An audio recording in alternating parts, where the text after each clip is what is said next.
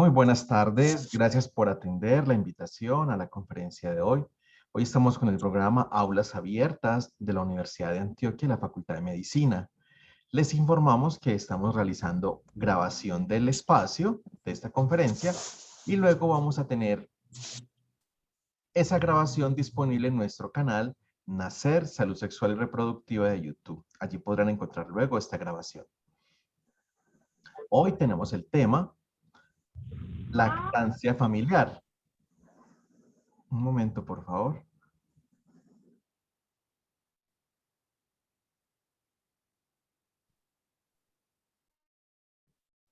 Hoy tenemos el tema lactancia familiar. En la diversidad de género y en la discapacidad, las diferencias nos enriquecen, el respeto nos une. Nuestra conferencista invitada es la doctora Paula Andrea Henao Mejía. Ustedes la pueden ver ahí en pantalla, es la que tiene cámara. La doctora Paula es médica, especialista en pediatría y es certificada como consultora internacional en lactancia materna por IBCLC. Este es el Consejo Internacional de Examinadores de Consultores de Lactancia. Sean todos muy bienvenidos a esta conferencia. Antes de comenzar, les queremos anunciar que esta conferencia con esta conferencia damos apertura a la promoción de nuestro curso virtual sobre lactancia materna, desde lo esencial a lo especial. Ese es un curso que tiene 60 horas de aprendizaje y abarca los conocimientos básicos para la solución de problemas en lactancia. Está dirigido a personal de enfermería, médico general, pediatra o ginecólogo. Y el objetivo es fortalecer capacidades de los profesionales de la salud en temas relacionados con lactancia materna, a partir de actividades académicas y basadas en la evidencia científica actual y en el intercambio de saberes y experiencias sobre los participantes. Vamos a tener 4 módulos. El módulo 1 es conocimientos básicos en lactancia materna. El módulo 2, técnica de lactancia materna. Módulo 3, situaciones comunes en lactancia materna. Módulo 4, situaciones especiales en lactancia materna. Este curso permite fortalecer las competencias en temas de lactancia materna. Vamos a iniciarlo el día 16 de julio y terminaríamos el 27 de septiembre. En esta diapositiva aparecen los temas de cada uno de los módulos. Como ustedes pueden apreciar, pues son bastantes temas en cada uno de ellos. Aquí tenemos el módulo 1, tenemos el módulo 2, el módulo 3 y el módulo 4. La idea es que se animen y también nos acompañen durante este curso. También tenemos el día 23 de julio, también comienza el curso sobre nutrición y alimentación. Este curso está dirigido a personal de enfermería y médico general y personal que trabaje con los servicios de consulta externa, programas de promoción de la salud y prevención de la enfermedad y hospitalización de las EAPB o en una IPS. Este comenzamos el día 23 de junio. Bueno, no es más, entonces volvemos al tema que nos convoca hoy, la lactancia familiar. En la diversidad de género y en la discapacidad, las diferencias nos enriquecen, el respeto nos une. Los dejo con la doctora Paula Andrea Henao Mejía. Doctora Paula, puede activar su micrófono y puede compartir su pantalla. Muchas gracias, Alonso. Bienvenidos todos y todas. Voy a compartirles en este momento mi pantalla. ¿Me confirmas, Alonso, por favor, si me estás viendo? La estoy viendo a usted, le estoy confirmando también de una vez el audio, pero todavía no vemos su pantalla. Bueno, discúlpame, yo reviso.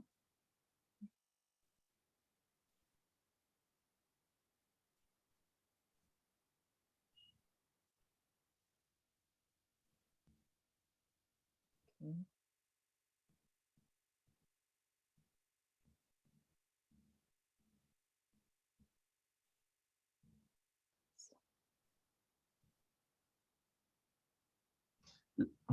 Ahí tenemos ya la Sí, presentación.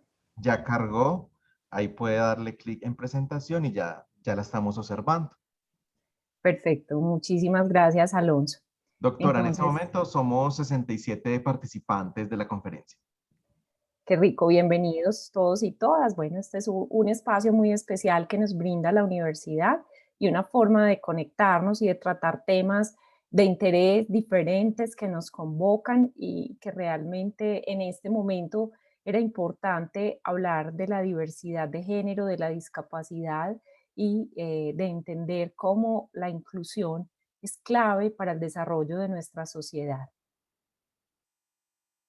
Yo siempre empiezo las actividades con una reflexión y con respecto a este tema de la inclusión, de la aceptación del otro, no podemos esperar a que los otros empiecen. Realmente nosotros, como decía Mahatma Gandhi, debemos ser el cambio que queremos ver en el mundo.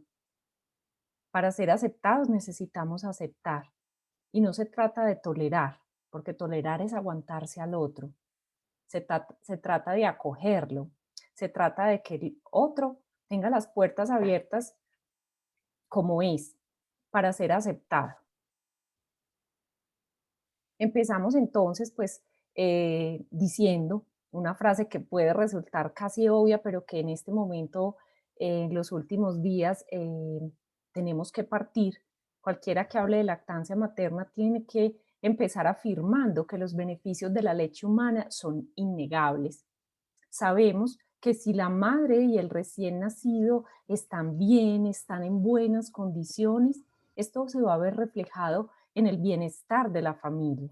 Cuando la familia está bien, entonces tenemos un reflejo directo de esta situación sobre el medio ambiente, sobre la economía, sobre los sistemas de salud y sobre la sociedad. Es así como la lactancia materna tiene un impacto positivo sobre el medio ambiente.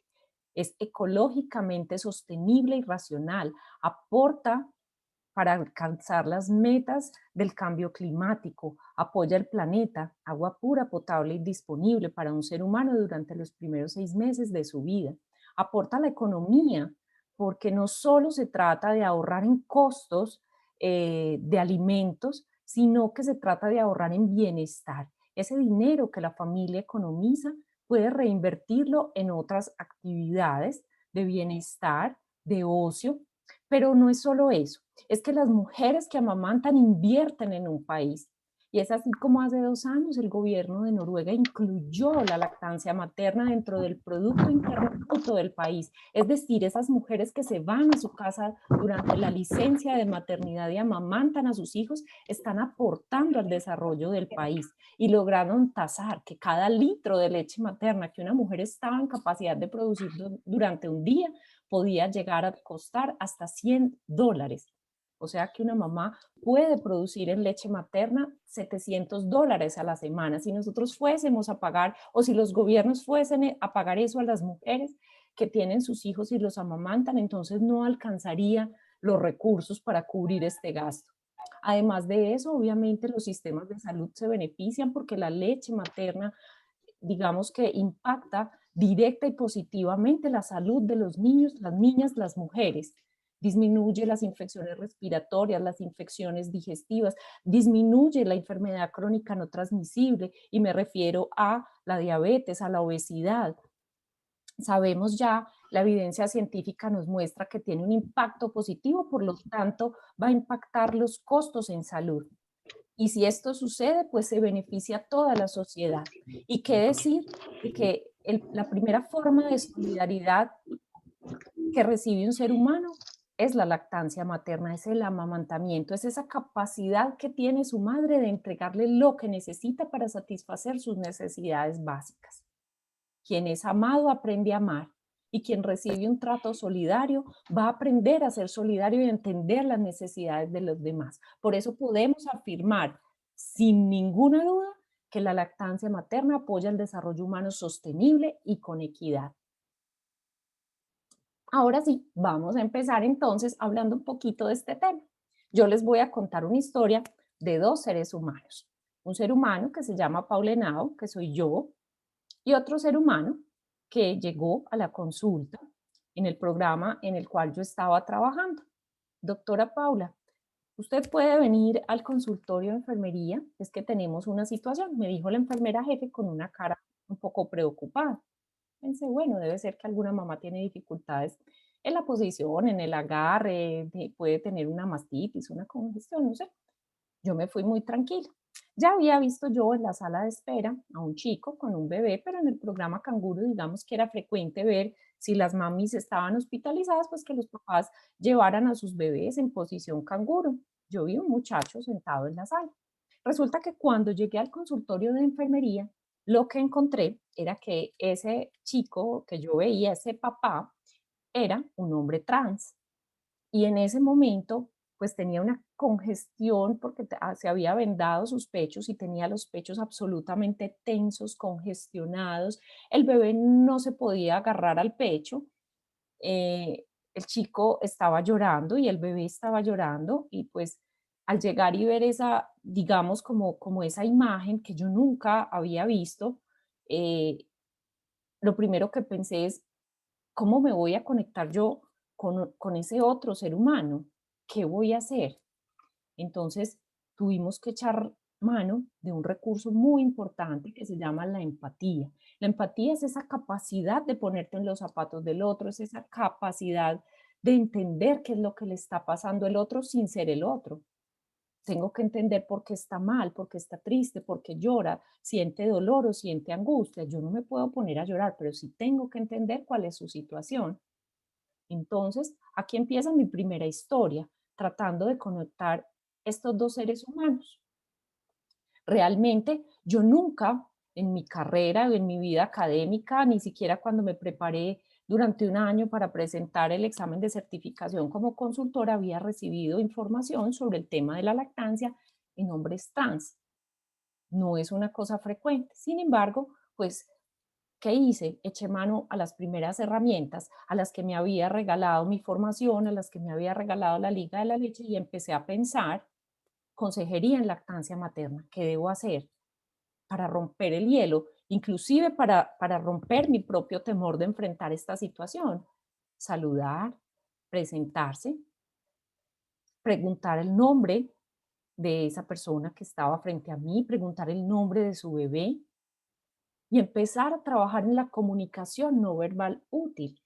Tal vez dentro de los prejuicios en que estamos enmarcados, cuando tú ves esa escena, de pronto haces una cara, haces un gesto, una expresión desagradable, de susto, no sé, de impacto tal vez, eh, pero no, resulta que tú tienes que hacer que esa comunicación no verbal te acerque al otro con simpatía, con tranquilidad, con una voz suave, amigable, ¿cierto?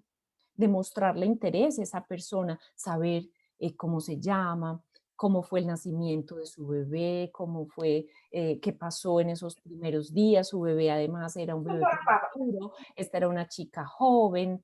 eh, Demostrarle mucho interés por entender su situación, entender cómo se siente esa persona, si tiene dolor, si tiene preocupaciones, una mezcla de sentimientos que tenía en ese momento ese hombre trans que estaba frente a mí, y sentarme frente a esa persona sin juzgarla, sin decir qué es lo normal o lo anormal, aceptar a esa persona lo que piensa y lo que siente. Así muchas veces esa persona no esté de acuerdo, no esté alineado con lo que nosotros queremos. Darle ayuda práctica. Lo primero que había que hacer era ayudarle a solucionar su dolor, su congestión del pecho. Había que hacer una extracción de leche materna, brindarle una información pertinente al momento con un lenguaje sencillo, hacer sugerencias, no dar órdenes. Y esta es la forma de conectar corazón y cerebro a través de la consejería, acercarme a ese ser humano con unas herramientas básicas. Y entonces surge la primera pregunta: ¿cuál es el camino para acabar con la exclusión? ¿Cuál es el camino para no repetir esas actitudes negativas de las personas y la falta de reconocimiento de la diversidad? En ese momento el equipo de trabajo estaba en shock.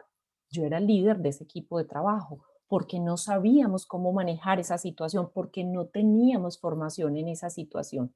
Simplemente sabíamos que a ese hombre trans había que incluirlo en nuestro programa, que había que ayudarlo y que había que acompañar sus necesidades.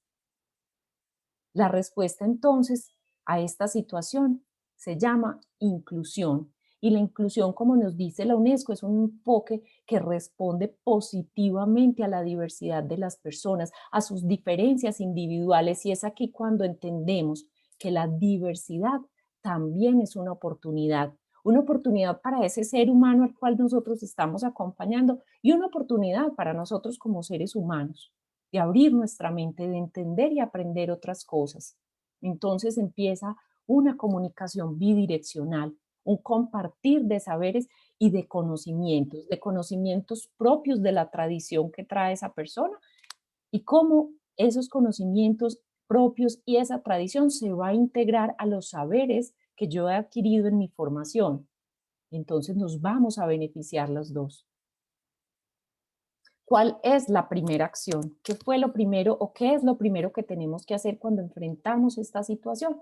Entonces, de acuerdo a lo que nos dice la Organización Panamericana de la Salud, se hace necesario desarrollar las capacidades de los equipos para superar el prejuicio, para superar la ignorancia que tenemos sobre las realidades de las personas del grupo LGBTI en la sociedad en general, en los sistemas de salud en particular. Poco nos enseñan de esta cátedra, poco nos enseñan de las situaciones que enfrentan estos seres humanos. Y entonces aparece que hay que estudiar, aparece que hay que empezar a buscar cómo vamos a enfrentar esta situación. Y aparecen entonces herramientas como los componentes de la humanización del servicio LGTBI y tenemos ya unos lineamientos de atención en los servicios de salud para considerar ese enfoque diferencial de género y de no discriminación. Y empezamos ¿cómo? ¿O cuáles son las tres cosas básicas por las cuales tenemos que empezar? Primero, una atención respetuosa y sin discriminación. Y eso implica un trato digno para esa persona.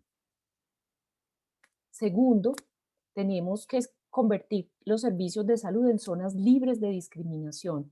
Es importante cuando nosotros detectamos que tenemos un usuario, que tenemos una persona que acude a nosotros y está dentro de la comunidad LGTBI, caracterizar ese usuario, saber cuál es su orientación, cuáles son las variables de género que tiene, diferenciales y muy importante, tratarlo y manejar su historia clínica con la salvedad de que debe tener un nombre identitario. ¿Qué quiere decir eso? Que puede que en su cédula de ciudadanía aparezca que esa persona se llama Juana María, pero su nombre identitario es Mario Juan, ¿cierto? Entonces yo no puedo pretender llamar a una sala de espera a la señora Juana María y se va a levantar un señor que es Mario Juan, ¿cierto? Debemos, importantísimo, empezar a tener un manejo especial de la historia clínica, confidencial y respetuoso de esta persona. Además de eso, tenemos que enfrentarnos a una manera de proteger de forma especial los niños, niñas, adolescentes en esta situación y con frecuencia podemos tener en los programas de salud hombres trans, menores de edad, adolescentes, que están haciendo su proceso de transición y que nosotros debemos empezar a proteger especialmente en sus derechos. Debemos empezar a resguardarlos. Debemos entender cuál es la situación por la cual están atravesando. Entonces, yo les preguntaría a ustedes, aparece esta familia, ¿cierto? Esta familia llega a la consulta y tú ves, bueno, un papá, una mamá con su bebé. Hasta ahí, normal, todo está muy bien. ¿Qué tal si esta mamá te dice, mira, yo soy Dayan Rodríguez, mi novio quedó embarazado y yo pude cumplir mi deseo de ser madre? Doctora Paula, vengo a que me ayude, a que nos ayude con la lactancia. En esta familia, quien amamanta es el padre. Entonces, inmediatamente tú puedes generar un bloqueo. Simplemente, Dayan es una parlamentaria ecuatoriana, es una mujer trans, ¿cierto? Cuya pareja es un hombre trans y tienen un hijo. Entonces, ¿Cómo vamos a apoyar la lactancia en esta familia? Y como nos dicen los lineamientos, debemos contar con espacios inclusivos en donde las personas LGBTI se sientan seguras, se sientan bienvenidas y reciban toda la atención que necesitan. Eso quiere decir que es importante tener unos espacios individualizados, con privacidad, en un ambiente de confianza, de escucha, de confiabilidad, donde la empatía sea fundamental. Entonces no es esconderlos y decir, no, no, no, esta mamá tan rara mejor o es este papá tan raro, vamos a llevarlo. No, es que debe haber un espacio privado donde esa persona pueda entrar en confianza con nosotros, pueda sincerarse, un paso en que podamos hablar de cuáles son sus expectativas y sus necesidades de acuerdo a la lactancia, que pueda exponer su cuerpo con tranquilidad, sin ser juzgado y sin convertir esta situación en un morbo o en un amarillismo. Es simplemente otro ser humano que está frente a nosotros y necesita un acompañamiento. Entonces empieza el primer desafío, que se llama transformar el concepto de lactancia materna por el concepto de lactancia familiar. Y esto implica acoger a los hombres trans lactantes. Muy importante. Entonces, miren, estos que ven ustedes, estas imágenes que ustedes ven, son dos hombres trans lactantes. Resulta que el primero, que tiene en brazos al bebé más grande, es un hombre trans que hizo su proceso de transición hormonal. Ahora les voy a hablar un poquito, de ilustrar un poquito sobre la implicación de este proceso hormonal, pero decidió con su pareja quedar en gestación y amamantar a su bebé durante los primeros 18 meses de vida. Después de amamantar a su bebé, decidió retirar todo su tejido, destetó a su bebé y retiró todo su tejido glandular mamario y pues se convirtió en el padre que deseaba ser. Sin embargo, cumplió de forma excelente con ese deber, con esa necesidad de su hijo y su necesidad propia de vincularse afectivamente desde la salud, de que su hijo recibiera todos los beneficios que hablamos de la lactancia materna, independiente de esa coraza o de esa composición física que vemos. Y en la derecha encontramos a otro hombre trans que tenía un profundo deseo de tener un hijo y decidió embarazarse, suspendió su tratamiento hormonal, se embarazó y junto a su hermana están criando a su hijo. Y a pesar de que suenen diferentes, son padres que están cuidando y criando en el amor, Ova, en el respeto a ese ser humano. Ahora, ova. encontramos entonces esta historia de Maximiliano. Maximiliano es un padre, y esto fue titular en los periódicos en Colombia alguna vez, es un padre trans que amamanta a su bebé y pide respeto a su identidad porque se sintió burlado, porque se sintió maltratado, porque le dijeron que sus condiciones y sus órganos sexuales no correspondían a los de un hombre, que era una mujer simplemente que estaba amamantando y que se disfrazaba de hombre. Sin embargo, Maximiliano nos enseñó algo muy importante y nos dijo, no soy ni he sido una mujer nunca, procreé, gesté, parí como un hombre, como el hombre que soy. Ir en contra de la naturaleza es negar lo evidente y lo evidente es que yo soy un hombre. Sin embargo, cumplió a cabalidad con el respeto, digamos, con todo lo que necesitaba para alimentar a su hija Lucía hasta los 2 años de edad. Fue alimentada de forma exclusiva al pecho y Máximo suspendió su tratamiento hormonal para poder favorecer la lactancia, la salud y el bienestar de su hija. Entonces, aquí este es el punto en que debemos dejar de hacer señalamientos, de enjuiciar, de sacar el dedo para señalar la burla, la crítica, el comentario morboso para apoyar. Nosotros que estamos preparados o que nos estamos preparando o que simplemente queremos ayudar, tenderle la mano a ese ser humano que está ahí, queriendo hacerlo mejor por su hijo o por su hija. Nos dice, entonces, la Liga de la Leche hace un acercamiento a este proceso de consejería y nos dice que los hombres transexuales son personas que han nacido con una anatomía femenina, pero que se identifican en el lado masculino, que algunos deciden parir o amamantar a sus bebés y que pueden necesitar apoyo para amamantar. Entonces, aquí en esta imagen vemos un hombre trans que ha pasado por una transformación en su cuerpo, ah, por hormonas, por la testosterona, pero que todavía tiene sus órganos sexuales femeninos y que está en capacidad de tener una gestación. Entonces, ¿cómo acercarnos a esta persona? Necesitamos empezar por el lenguaje. Y aunque nosotros sabemos que tanto las mujeres como los hombres tienen un tejido mamario, la palabra mama o teta es más asociada a las mujeres. Y algunos hombres trans se pueden sentir incómodos cuando se hablan, cuando se les habla de amamantar o dar el pecho. Por lo general prefieren que hablemos con ellos de dar el pecho más que dar teta. Entonces es importante tener en cuenta esto. Además, sabemos que los hombres trans pueden nombrarse a ellos mismos como papá, en otras culturas aita, o cualquier otro término más o mejor que mamá. Entonces nosotros no estamos para hacer suposiciones, nosotros debemos preguntar con todo respeto y sinceridad, preguntarle a esas personas cuáles son los nombres, cuáles son los pronombres con los que ellos se identifican, no con los que nosotros los identificamos, porque a partir de ahí nace un trato cálido y respetuoso.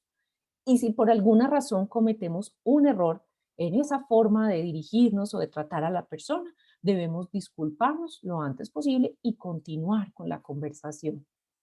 No hay que darle más trascendencia de la que tendría cualquier error que podamos cometer nosotros con el lenguaje, simplemente tenerlo en cuenta y empezar a acercarnos a esa persona con el lenguaje adecuado.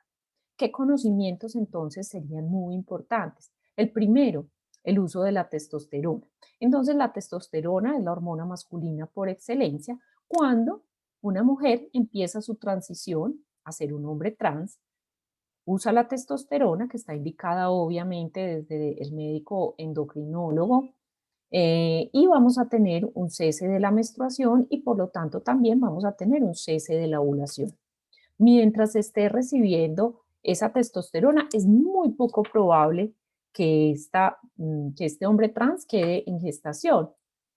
Sin embargo, pues sí se han reportado casos en que aún así puede haber ovulaciones y haber una gestación, que es muy importante. Sabemos que esta hormona masculina es la que nos va a producir unas características secundarias, como el cambio de la voz, el crecimiento del vello facial, como hemos visto en los padres de las imágenes, pero también sabemos que cuando ese padre trans suspende el uso de esta hormona, entonces puede regresar la ovulación y podría embarazarse. ¿Qué es importante? ¿Qué es importante desde la consejería que nosotros podamos hacer con ellos? Una vez empieza el proceso de gestación, parto y lactancia, la testosterona debe ser suspendida, porque durante la gestación la testosterona puede traer serias alteraciones para el feto, pero además durante la lactancia puede competir con las hormonas de la lactancia, en este caso específicamente con la prolactina, y pues disminuir la producción de leche. Eso sería como lo primero, generalidades en cuanto a la testosterona. Lo otro que es muy importante es identificar si este padre trans se ha realizado lo que se conoce como cirugía superior o una cirugía torácica de contorno masculino, que no es ni una mastectomía radical, ni tampoco es una mamoplastia de reducción. Digamos que es una cirugía específica en la cual se extrae tejido glandular mamario, se extrae grasa, pero el objetivo es dar un contorno masculino al pecho, como vemos en la imagen de la izquierda. Entonces, muchos de estos, de los hombres trans, pueden tener, como en esta parte inferior, una cicatriz grande, alargada, que es la que ayudó a retirar el tejido para poder darle volumen diferente a la que vimos en el padre, en el primero que les mostré que se hizo una mastectomía completa, no quería saber nada de las mamas, ni de los pezones, ni de nada más. En cambio, pues algunos hombres trans que han hecho ya su proceso completo de transición terminan con esta cirugía. Y miren que la areola y el pezón también son pequeños, diferentes a cuando ya están en gestación, que pueden aumentar de tamaño y pueden pigmentarse más.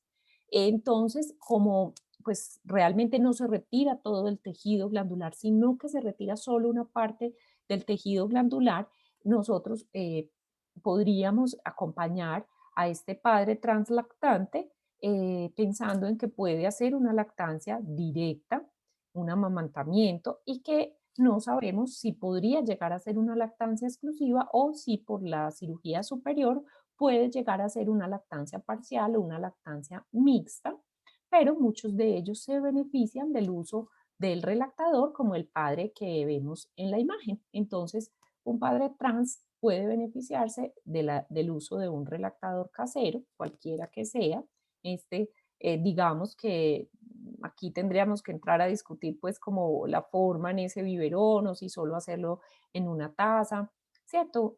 Pero básicamente lo que queremos mostrar aquí es que padres como este que aparece en la imagen, que cuenta su historia, logró hacer una lactancia mixta durante los primeros 10 meses de su bebé, así, de esta forma, con el relactador, generó un proceso de vínculo de amor muy grande con su hijo y se siente muy orgulloso de todo lo que logró alrededor de esa lactancia con acompañamiento y mucha dedicación.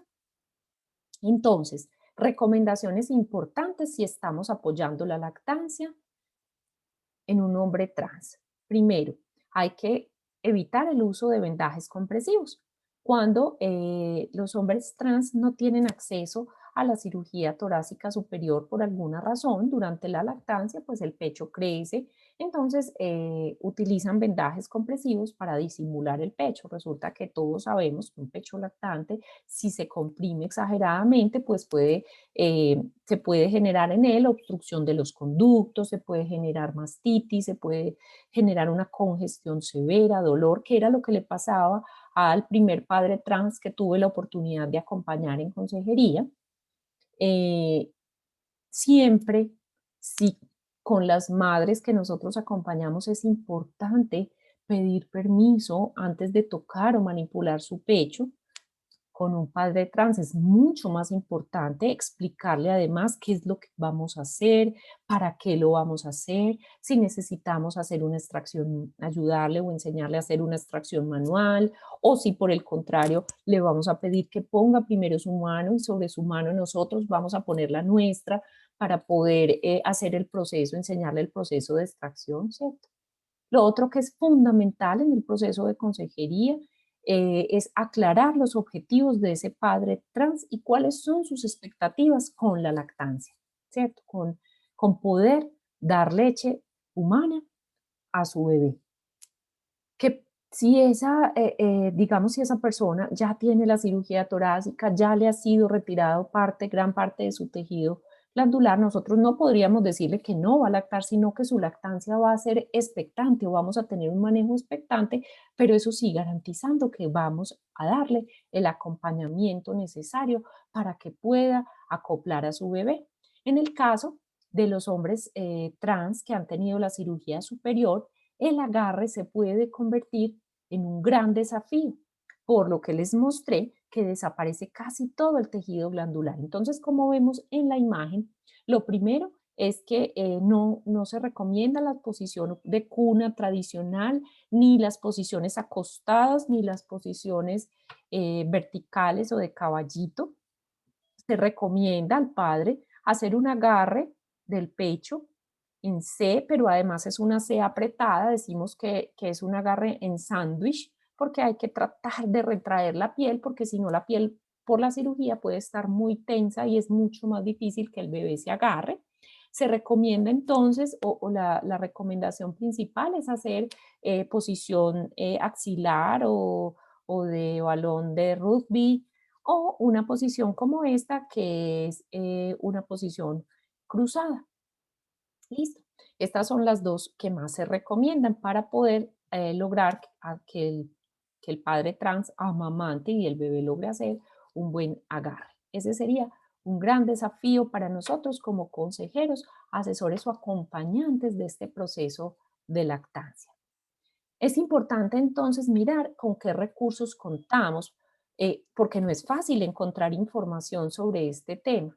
Realmente la información o los artículos que podemos encontrar son muy pocos, pero hay varias fuentes a las cuales podemos consultar. De hecho, hay un grupo de 6.500 miembros en Facebook que digamos que ayuda o acompaña a los hombres trans pues durante el nacimiento y durante la lactancia eh, con la alimentación. Ellos dicen breast, para los que tienen pecho, o chest para los que se han hecho la cirugía, y entonces es alimentación al tórax, no a la mama, sino al tórax. Lo pueden encontrar entonces este grupo en Facebook. También está esta recomendación, esta página, y no solo pues en este caso específicamente para hombres trans, sino en general de lactancia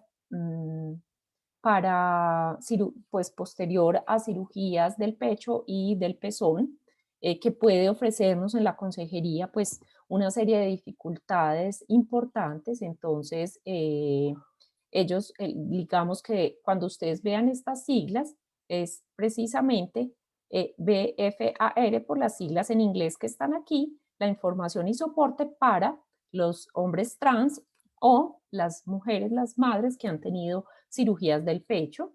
También, este es un blog, eh, miren que ya este blog tiene 10 años y pues es uno, digamos, la historia y el proceso de uno de los primeros hombres trans que se atrevió a exponer su lactancia y a hablar y a decir que los hombres trans necesitaban también ayuda para amamantar cuando querían hacerlo. Es este Milk Junkies. Y también nos habla básicamente de la lactancia y lactar y paternar con una perspectiva transgénero. Hasta aquí entonces traemos nuestro tema de la diversidad sexual y ahora empezamos a hablar de las personas con capacidades diferentes pero con iguales derechos a los nuestros. Básicamente empezamos por decir que en la Convención de los Doctora, Derechos, ¿sí? qué pena de interrumpir. Es que no dijimos al principio que íbamos a tener luego un espacio de preguntas. Entonces, para que al finalizar las personas, aprovecho que va a cambiar acá el tema, aprovecho y les cuento que al final vamos a tener un espacio de preguntas, las pueden realizar vía chat y la doctora va a estar presta a responderla. Doctora, muchas gracias.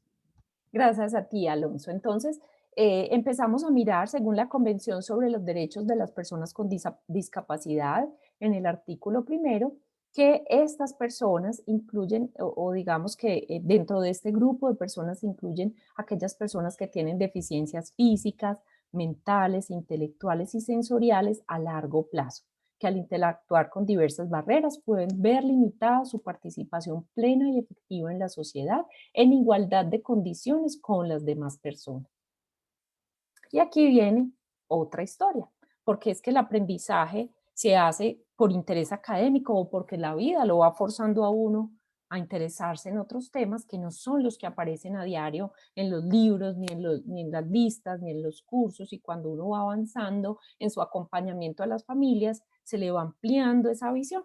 Algún día este ser humano llamado Paulenao estaba con un grupo de estudiantes haciendo un taller de una práctica, perdón, de consejería en lactancia materna en el Hospital San Vicente Fundación, en la unidad de neonatos. Entonces estábamos un grupo de personas, como quien dice la facilitadora y otras 4 o 5 alumnas, y empezamos a trabajar con una mamá que estaba ahí, la que nos dijo la enfermera: mira, doctora, pueden acompañar a esta mamá que está con su bebé, ya el bebé está muy estable, fue un prematuro, está muy bien, listo, empezamos a hacer el trabajo. Cuando de pronto una de las alumnas viene y me dice: ay, profe, mire aquella mamá que está allí, es que ella está llorando, ella nos mira y llora. Pues mira y llora, ¿y qué será? Pues será que el bebé tiene un problema. Dije, bueno, entonces dejé a las alumnas acompañando a la mamá, pues a la cual habíamos sido asignadas, y me acerqué a esta otra mamá. Y resulta que esa mamá, pues esta no es su foto real, pero es muy similar a la que yo encontré, me dice: "Ay, usted es la doctora de la lactancia". Y dije: "Ah, sí, sí, señora". Eh, ¿Por qué? Cuénteme, ¿quiere que le ayude en algo? ¿Quiere saber algo? Y entonces ella seguía llorando y me decía: "Ay, es que me parece tan bueno, me parece tan bueno que yo pudiera alimentar a mi bebé". Yo le dije: "¿Cómo así? ¿Por qué?". Y me dijo: "Lo que pasa es que como yo tengo las manitos así y los brazos, tengo una enfermedad que se llama una artritis reumatoidea juvenil con una gran degeneración". Era una mamá joven. Pero mire mis manitos, entonces yo no puedo sola, yo no puedo coger al bebé porque se me cae y además no soy capaz de agarrarlo al pecho. Entonces, ahí entendí yo que más que, casi que más que la otra mamá que estábamos acompañando, esta mamá necesitaba que la ayudáramos, pero fuera de eso, yo que era la profe, yo que era la facilitadora, debía pensar dentro de mis recursos a qué herramientas acudir para convencer a la familia y para convencer al personal de salud de que esta mujer sí podía amamantar a su hijo y que no siempre necesariamente tendría que haber alguien ahí o que teníamos que buscar la posibilidad de un acompañante que le ayudara a esta mujer a amamantar a su hijo. Entonces hice el alto en el camino y empecé a pensar. Y empecé a pensar que es que los hijos de las madres con discapacidades deberían poder tener los mismos beneficios de lactancia que los hijos de las mamás sin discapacidad. Que qué era lo que teníamos que hacer nosotros como personal de salud, como consejeros en lactancia, como facilitadores, conseguir el apoyo. Entonces había que buscar un familiar, un acompañante de esa mamá para que viniera y pudiéramos juntos empezar a planear cómo podíamos lograr que su bebé se prendiera al pecho. Pero además de eso, necesitábamos la sensibilidad del personal de salud que acompaña a ese binomio para permitir esas adecuaciones. Y además de eso, necesitábamos tener a disposición herramientas o equipos para facilitar este cuidado.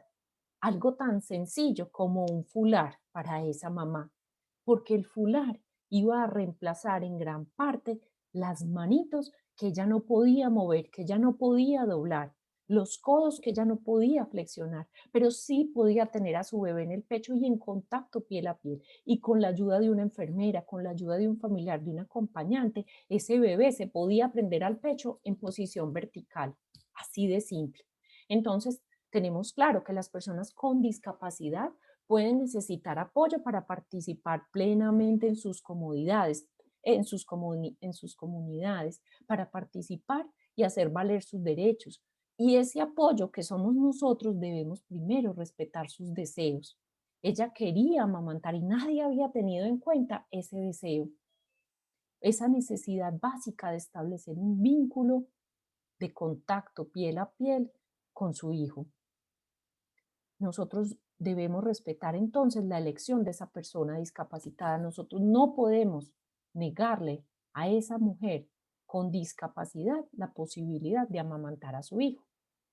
Y es que cada vez empezamos a ver que hay más mujeres con discapacidad que se están convirtiendo en madres, pero que no tenemos mucha información acerca de la forma como estas mujeres pueden amamantar. Entonces empezamos a ver cuáles son los factores que dificultan la lactancia en esas personas que tienen una discapacidad física. Y tristemente la primera que encontramos es la falta de apoyo familiar y social. Nosotros necesitamos que las familias formen equipos, si hay una pareja o si hay una madre o si hay una hermana o si hay otro adulto que pueda ayudarle a esa madre con discapacidad, hay que hacer un equipo que favorezca la lactancia. Entonces, la primera barrera o el primer factor de dificultad era ese. Luego encontrábamos entonces las cuestiones de salud. Entonces, dependiendo de la enfermedad que tenga esa madre, de la cantidad de medicamentos que debe tomar o de las intervenciones de salud que haya que realizarle, también el personal de salud decidirá si puede o no amamantar. Pero es que hay, nosotros no somos los dueños de esa lactancia. Y a veces incluso la mujer pues no puede amamantar, puede que ni siquiera le esté saliendo leche, pero quiere hacer un contacto piel a piel y una succión no nutritiva con su bebé. Y aún así nosotros no entendemos cómo es que debemos ayudar y seguimos cerrados en la idea en que no se puede. ¿Por qué? Porque muchas veces nos encontramos con la misma barrera con la que yo me he encontrado en el caso anterior y en este caso, y es la falta de preparación, la falta de información, la falta de saber que hay dónde consultar si realmente los medicamentos que esa mamá necesita para el control de su enfermedad interfieren o no con la lactancia materna. Además de eso, también encontramos que puede haber dificultades con el suministro de la leche. Entonces puede que definitivamente por la condición física de esa mujer no haya forma de poner el bebé al pecho, pero ella está produciendo leche, ella puede extraerse la leche. Podemos, entonces, si no se puede hacer una extracción manual, entonces buscaremos la forma de encontrar una extracción mecánica. Por ejemplo, una extracción mecánica sería indicado en una mamá como la que yo les estaba mostrando. Pero ¿qué podemos hacer? Es que ese bebé se le puede administrar esa leche y suministrársela de muchas maneras. Si tenemos dificultades para que el bebé se prenda al pecho, tenemos que tratar de encontrar todos los recursos necesarios para, para que ese bebé logre un agarre. Ahora, es que no logró el agarre, pero esa mamá se puede extraer su leche y se la podemos dar con cucharita, se la podemos dar con dedo jeringa. Entonces tenemos que ayudar a la familia, tenemos que conseguir ese aliado en el entorno familiar o en el entorno social que apoya el deseo de lactancia de esa mujer. No podemos ser nosotros quienes bloqueemos esa posibilidad de esa mujer de lactar a su bebé. Ahora, ¿qué factores entonces podrían facilitar esa lactancia materna y que nosotros estamos en condiciones de apoyarlo? Primero, herramientas útiles para la posición y el agarre al pecho. ¿Por qué? Porque esto va a generar una autonomía en esa madre, la va a empoderar, la va a hacer sentir que ella sí puede, que ella sí es capaz. Entonces, cosas tan sencillas como el fular, el bebé bien colocado en el fular, el bebé bien metido en una faja canguro, puede estar soportado, sabe ella que no se le va a caer y de esa forma, por ejemplo, en una posición vertical se puede acomodar al pecho, que es una mamá con una distrofia muscular que está en silla de ruedas, que pasa después del parto ha tenido que pasar un tiempo acostada, entonces podemos amamantar acostados de medio lado, que es que ella lo que necesita es un cojín de lactancia. Como decimos muchas veces, eso no es necesario, eso no importa. Bueno, este sería una herramienta en una mamá con una discapacidad que le podría dar seguridad porque sus manos no tendrían que alzar o soportar al bebé y podría tenerlo cerca y en la posición adecuada frente al pecho para poderlo amamantar. Ahora, debemos optimizar las estrategias de extracción de la leche. Entonces puede ser el uso de un extractor manual, mecánico, eléctrico o el uso de un relactador. También puede ser. Puede ser que alguien en su familia le puede ayudar y puede ser que ella así dentro de todas sus condiciones quiera que el bebé se prenda al pecho y así no tenga mucha producción de leche. Podría un relactador ayudarle enormemente a que tuviera a tener ese derecho de tener el contacto físico íntimo, estrecho con su bebé. Ahora, ayuda física de otros. Claro, es que si es una persona que tiene una movilidad reducida, que es una persona que debe usar silla de ruedas, es una persona que no puede usar sus brazos para muchas cosas, necesita manos amigas. Cuando encontramos manos amigas en la familia, cuando encontramos manos amigas en la sociedad, manos cuidadoras, entonces esas manos pueden hacer de manos de la madre y hacer que el bebé se prenda al pecho inicialmente. Y la otra es muy bonita y me gusta mucho este dibujito, esta imagen, porque es el apoyo de pares, el apoyo de otra mujer que genera confianza. Aquí está la figura de la dula, la figura de la consejera en lactancia materna, de la asesora, de la madre FAMI, del que quiera realmente ayudar a que otra mujer tenga una experiencia positiva de maternidad y lactancia, porque eso le va a generar la confianza y le va a dar la seguridad de que ella sí puede también amamantar a su bebé. Ahora, ¿qué implicaciones para las políticas y para la práctica tiene todo esto que yo les estoy diciendo? Entonces, lo primero, los profesionales de salud necesitamos capacitación y orientación apropiadas para poder apoyar a las madres con discapacidades físicas. Los padres con discapacidad deben tener un fácil acceso a apoyos, asistencia personal y a herramientas adaptativas para poder participar activamente en la crianza de sus hijos. Hay que crear y compartir información y otros recursos sobre el amamantamiento en las personas con discapacidad, experiencias exitosas de lactancia en personas con discapacidad y eh, experiencias positivas en lactancia en las cuales hayan participado profesionales de la salud. Por eso decidí traer a esta jornada este tema, porque es un tema del que poco se habla, pero que es cada uno de las 135 personas que está aquí puede estar pensando, sí, es verdad, yo debería saber un poco más de esto, o yo debería ser más solidario, o debí haber sido más solidario con esta mujer que encontré en el camino. Y les voy a contar la experiencia de esta mujer. Susana Mangut es una periodista española, es una mujer con una discapacidad visual y de nacimiento y es madre de familia. Y a mí me encantó, cuando yo leí a Susana, me conecté y realmente me llevó a las lágrimas leer lo que esta mujer decía y yo dije, esto lo tengo que compartir, porque Susana dice, para las madres discapacitadas que amamantamos, la lactancia materna resulta mucho más que un regalo para toda la vida. Gracias a este milagro, a esta maravilla de la naturaleza, nosotras también somos simplemente iguales, legítimas, capaces y capacitadas para alimentar con el mejor producto a nuestros hijos, a los que les es invisible nuestra discapacidad.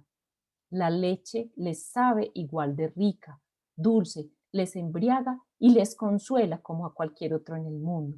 El apego se desenvuelve a sus anchas, no hay juicios ni valoraciones. Esa normalidad que tanto buscamos las madres con discapacidad y que la teta nos ofrece y nos hace sentirnos enteras, más madres que nadie, y a ellos en nuestro regazo, pese al mundo que a veces no entiende, les acuna y les mima y les prepara para decirle a los demás que no pasa nada. Mamá no ve, mamá no puede caminar si no es con su silla de ruedas, mamá no oye. ¿Y qué? Sigue siendo mamá. Entonces la respuesta para Susana y para el resto de las mujeres que encontramos con discapacidad se llama inclusión. Y la inclusión es necesaria si queremos un mundo más equitativo y más respetuoso frente a las diferencias. Y la leche humana es un igualador, porque es la misma leche que le sale a la madre con discapacidad física, con discapacidad intelectual, con desnutrición, a la madre de un país rico que la madre de un país pobre. Beneficia a todas las personas independientemente de sus características, sin etiquetar ni excluir. La leche humana es una de las mejores inversiones para salvar vidas, mejorar la salud, el desarrollo social y económico de los individuos y de las naciones.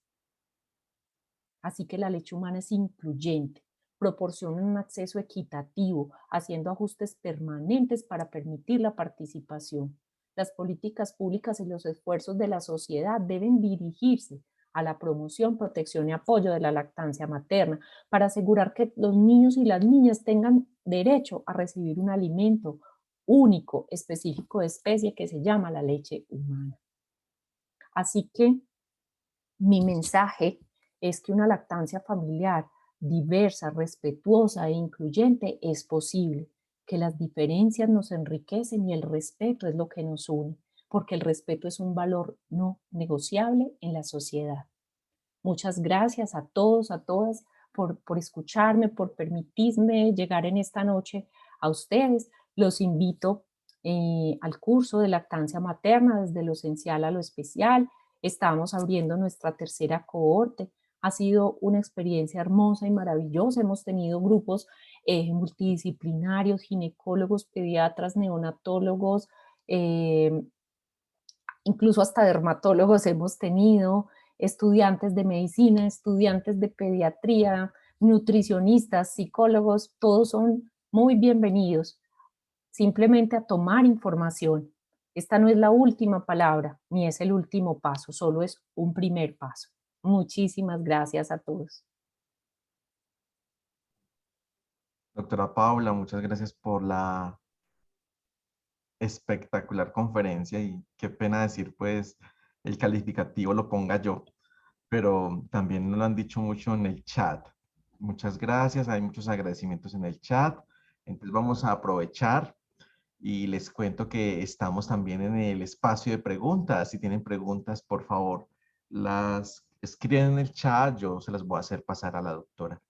Doctora, por acá había antes una primera conferencia, una primera aporte en una primera pregunta en el chat y era que era un ¿qué? Relactador. Un relactador. Si de pronto Ah, puede bueno, hacer mayor perfecto. énfasis ahí a la persona que preguntó. Claro que sí. Voy a devolverme un poquito. A ver, yo veo. Opa, si me da ahí. Ay, no, me salí. No, me Aunque ya hay tengo una que devolver pregunta. Una, es un poquito. una participante, Laura Gómez, Ah, bueno. responde. Un relactador utiliza una sonda para llevar la leche hacia el pecho. El bebé estará en contacto piel a piel y recibirá la leche a la vez. Ah, bueno, aquí vemos la imagen. Entonces, el relactador simplemente es un recipiente, no tiene que ser, puede ser un vaso, una taza, cualquiera que sea, un recipiente que contiene un alimento lácteo para el bebé, en este caso puede ser leche materna extraída, puede ser incluso fórmula infantil, y a ese recipiente se le conecta una pequeña sondita, que es esta que ustedes ven aquí, que es una sonda muy delgadita, que se llama una sonda nasogástrica número 5, número 6, eso tiene un número específico, se consigue pues en instituciones de salud o en lugares donde vendan artículos pues como de tipo médico, implementos de uso médico. Resulta que la puntita de esta sonda se pone al nivel del pezón. Se utiliza no solo en los padres trans, sino en madres adoptivas y en cualquier persona que necesite, digamos, un proceso de estimular la lactancia materna o de retomar la lactancia materna si ha estado separado de su bebé. Básicamente entonces el bebé se prende al pecho con su boquita bien abierta y empieza a succionar y estimula el pecho, succiona el pecho, pero además va evacuando con esa succión esta lechita que está aquí en el dispositivo. Muchas gracias, doctora Paula. Por acá tenemos otra pregunta. Nieves Zoraida Flores García dice, ¿qué mensaje nos envía a los docentes de pregrado de las áreas de la salud y social humanística para trabajar estos temas que no son frecuentes en sus programas académicos? Bueno, hay que abrirle una ventanita. Miren que ya, digamos, los docentes que están, de pronto están aquí en este espacio, con seguridad generaron una ventanita, así sea una cosa cortica de 30 minutos, pero ayuda muchísimo empezar a incluir en las cátedras siquiera conocer cuál es la diversidad de las personas que pertenecen a la comunidad LGTBI. Y es que muchas veces salen y salen letras y colores y no tenemos un conocimiento, un acercamiento a cuál es la realidad de estas personas. Entonces el mensaje es, primero, abra la mente, entienda que este mundo en que vivimos debe ser incluyente y que es diverso y empiece a datearse o proponga a sus estudiantes, como este tema no está incluido realmente en el currículum o en el pensum de esta materia, vamos a hacer una pequeña investigación o yo les voy a proponer, este es un tema provocador para una exposición y van a hacer unas diapositivas, van a hacer una imagen, si tienen un caso, y digamos que de esta forma hacemos que el estudiante abra la mente también y se acerque por sus propios medios a un tema, sin necesidad de darlo específicamente pues en una clase, o a veces decimos, no, es que realmente no cabe, no hay espacio, pero hay que encontrar la manera, o a través de una pregunta, a través de un aprendizaje basado en problemas, ponemos el caso específico de estos que yo les estoy diciendo, lanzamos unas preguntas, le damos a los estudiantes 15 días para que se involucren y empezamos a abrir y abordar el tema de alguna manera. Doctora, gracias por la respuesta.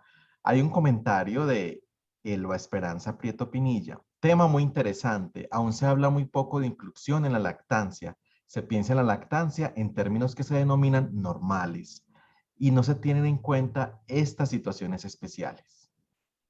Definitivamente sí. Y el hecho de que sean especiales no puede ser que sean olvidadas.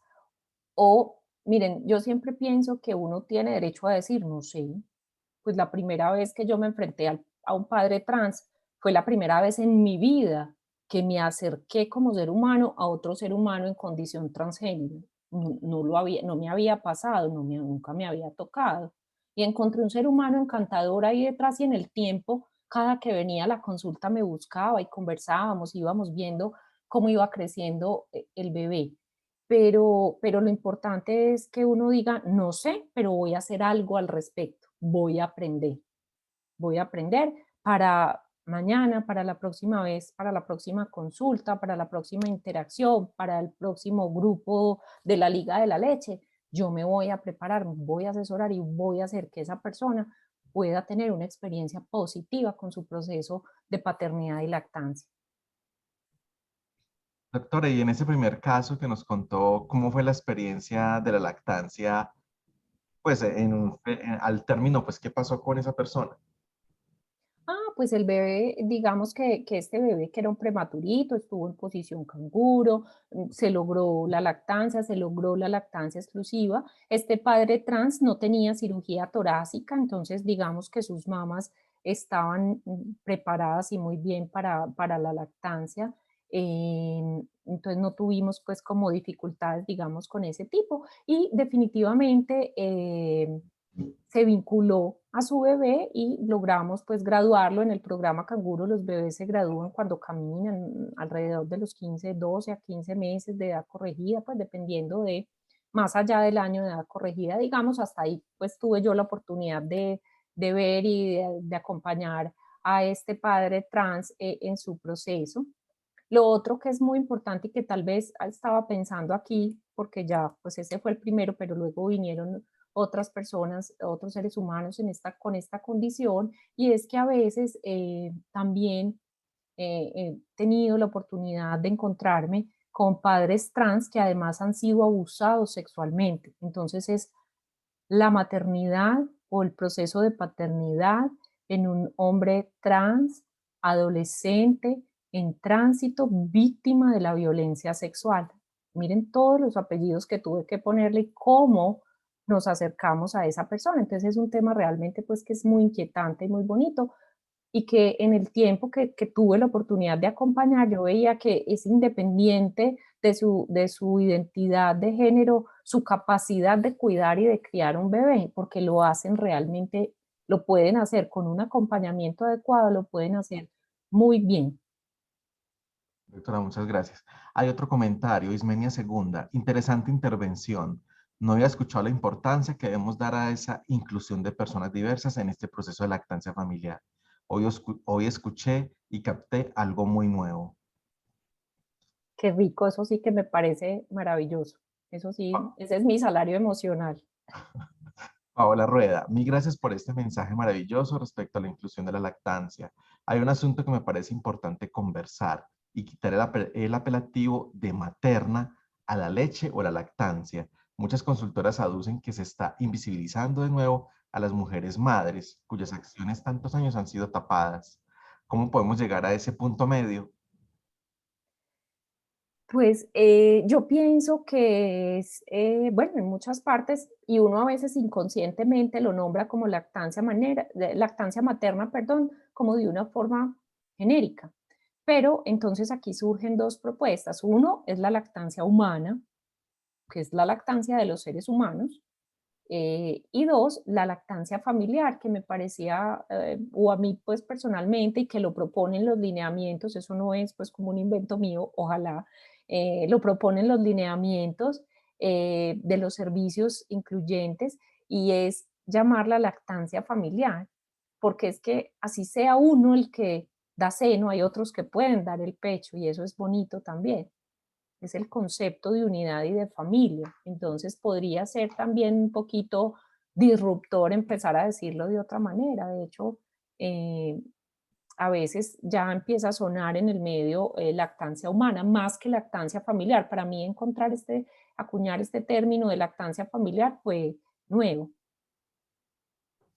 Doctora, por aquí una opinión de Sandra Ariza. Sería bueno revisar la posibilidad de enseñar sobre estos temas específicos a grupos como la Liga de la Lactancia, Buen Comienzo, Madres Fami, para darles herramientas de acercamiento a esta población y se puedan apoyar de manera efectiva.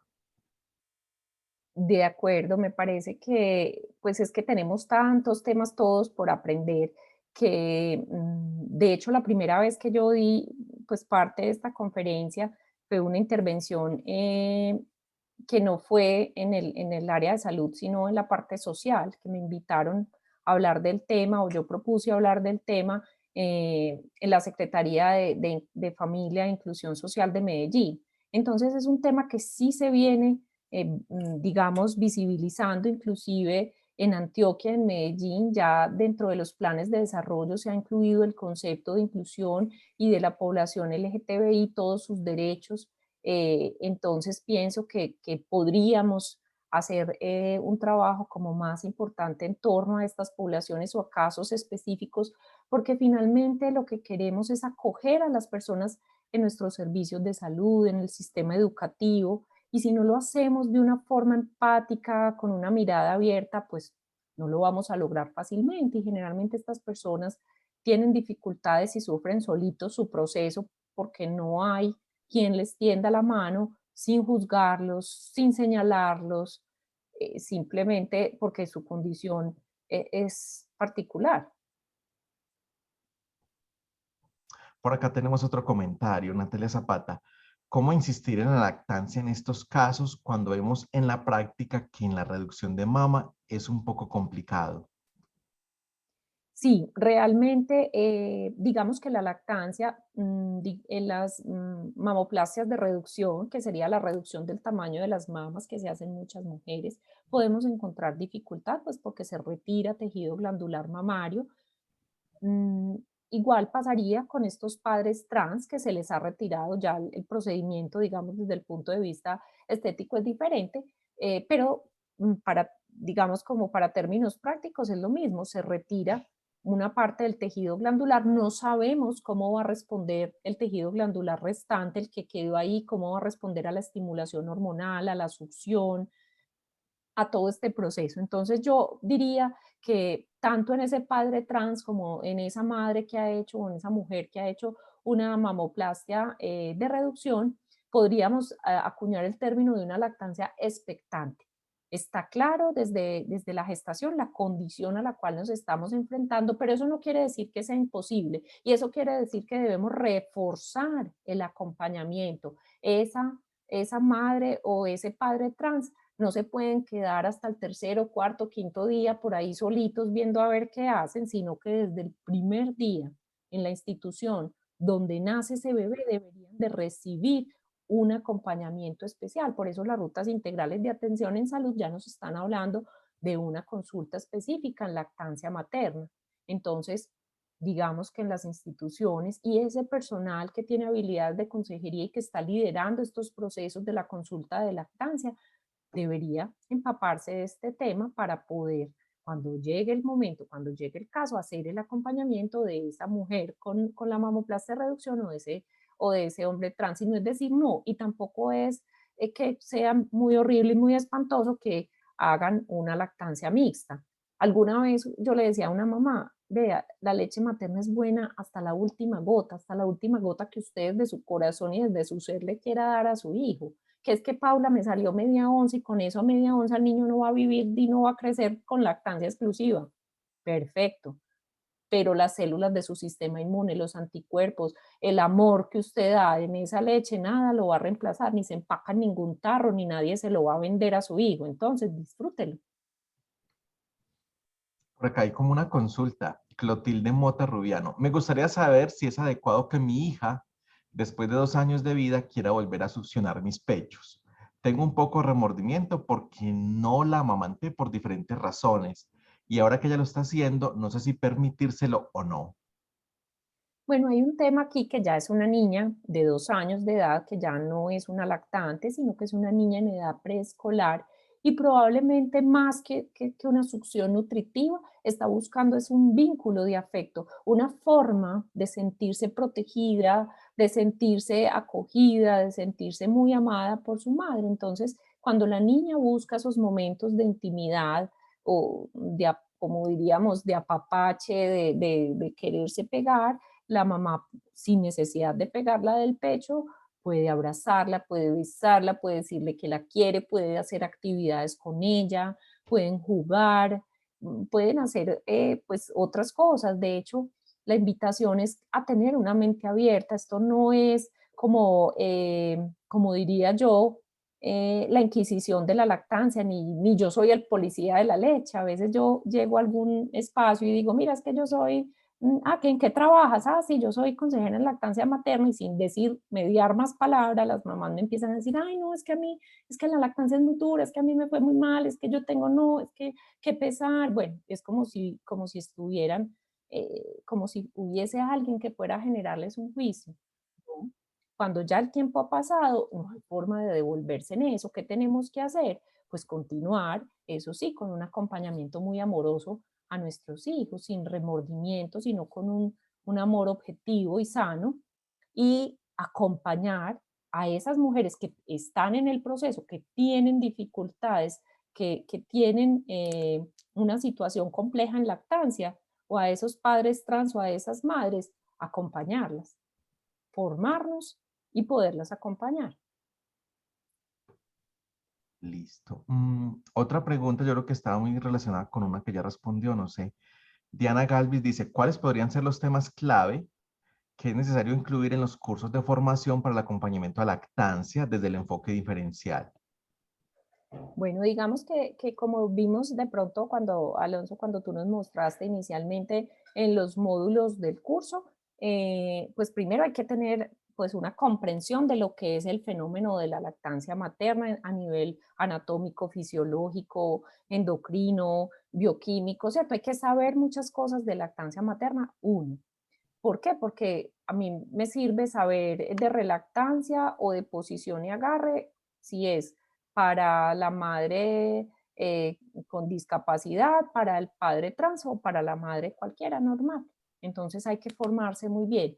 Ahora, dentro de, o hay un capítulo en el cual nosotros empezamos después de haber trabajado todas las generalidades, nosotros empezamos a ver las situaciones especiales en lactancia materna y dentro de esas situaciones particulares o especiales, pues entran estas y muchas otras que pueden aparecer, las malformaciones congénitas, bueno, las enfermedades maternas, las enfermedades del bebé, la prematuridad, en fin, entonces ahí dentro de esas podría insertarse este tema y empezar a verlo como algo que hace parte del proceso de ser un consejero, de ser un consultor en lactancia materna.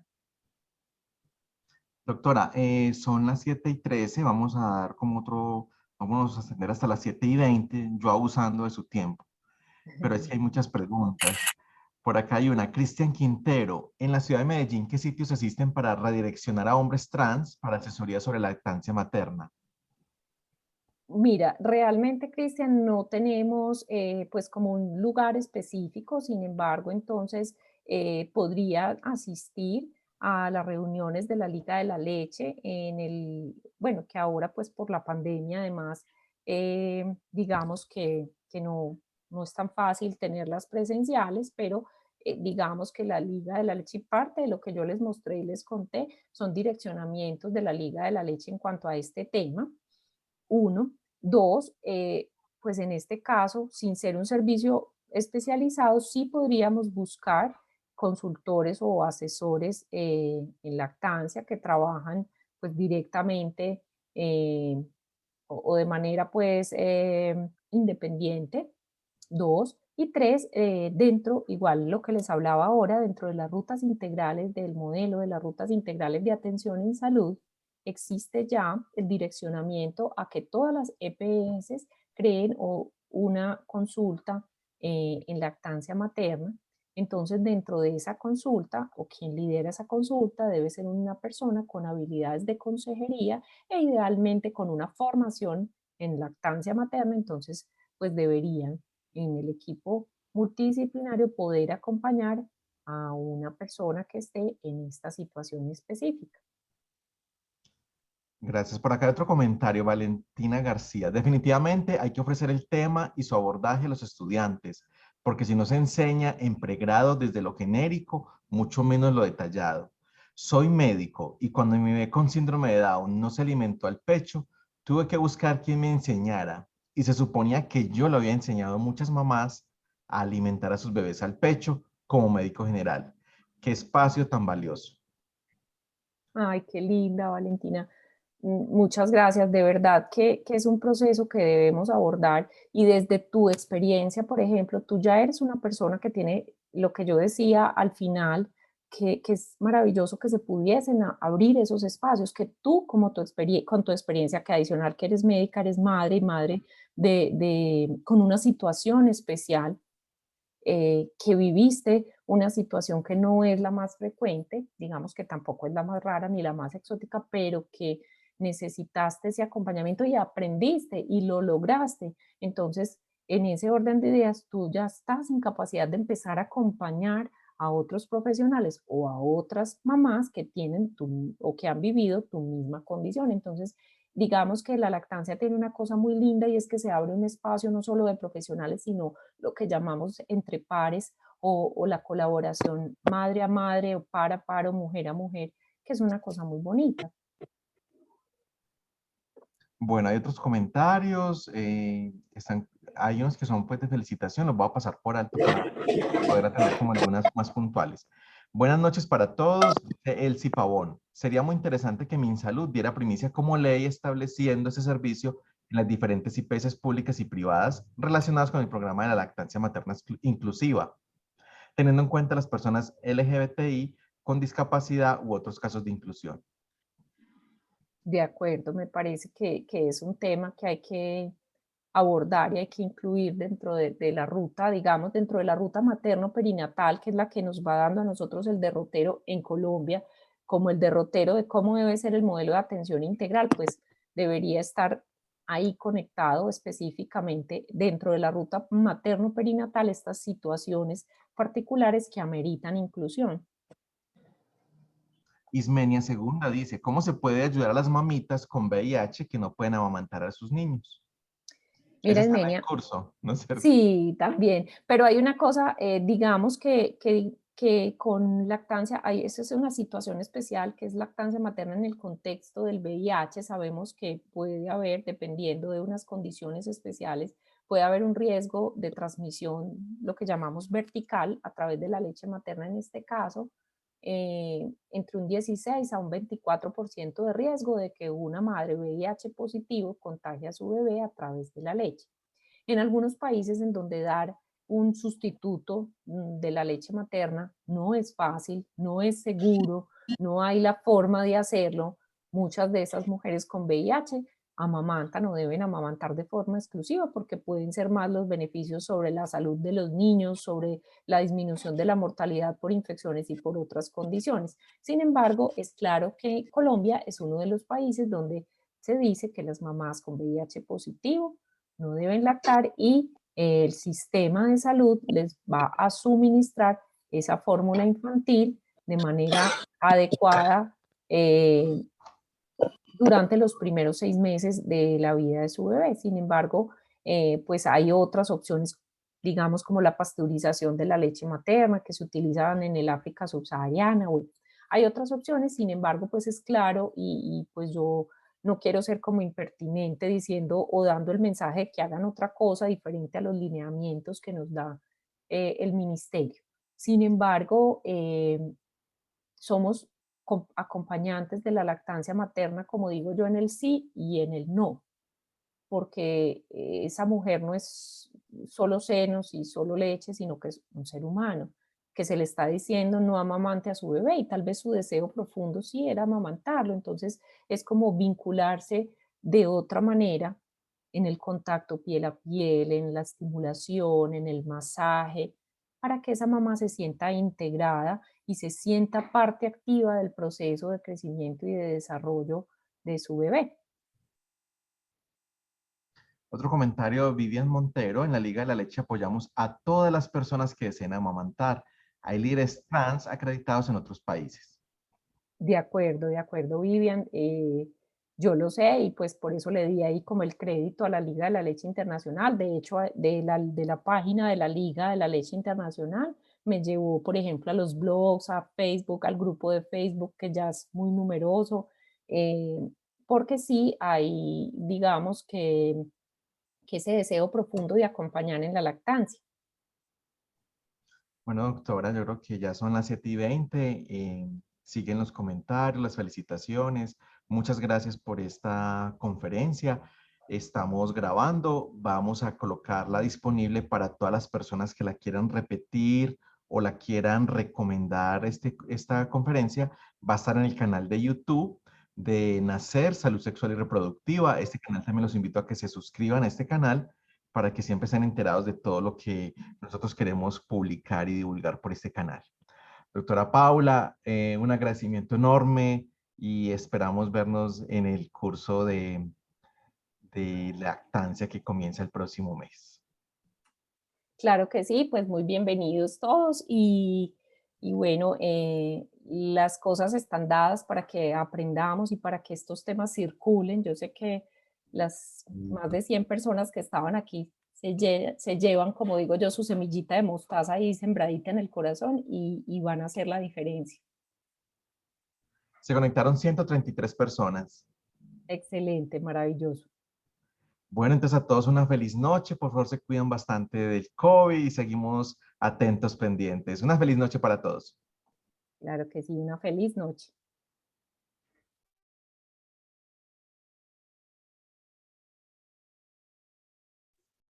Igualmente, muchísimas gracias.